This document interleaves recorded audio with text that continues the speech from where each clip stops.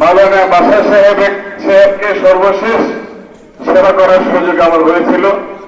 উনি যখন গুরুতর অসুস্থ আমার এখানে যান, আমি দেখি যে ওনার অবস্থা অত্যন্ত খারাপ, প্রেশার নাই, পালস নাই। আমি তাড়াতাড়ি রেফার করি এবং উনি জাহান্নাতে মৃত্যুবরণ করেন।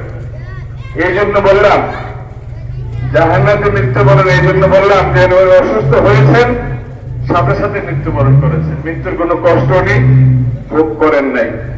আমি ব্যক্তিগতভাবে আমার জন্য এমন মৃত্যু কামনা করি। আল্লাহ ওনাকে বেহেশত নসিব করুক। এবং আমরা ছোটবেলা থেকে ওনার যে পিতা মৌলানা কোনমিয়া, মানে কোন মৌলভী হিসেবে আমরা জানতাম আর কি, ওনার ডাক নামটাই জানতাম, আব্দুল্লাহ রহমতুল্লাহ আলাইহি। আমার বাবা ওনার মুরিদ ছিলেন এবং ওনার খুব গল্প করতেন। তো ওনার বড় ছেলে, ওনার জন্য আমরা সবাই দোয়া করব। উনি মানুষ হিসেবে ভুলের উঠতে নয়, ওনার ভুলগুলো আমরা ক্ষমা করে দেব এবং ওনাকে আল্লাহ যেন বেহেশতের সর্বোচ্চ স্থানে আসীন করেন, আমরা দোয়া করবো। আসসালামু আলাইকুম।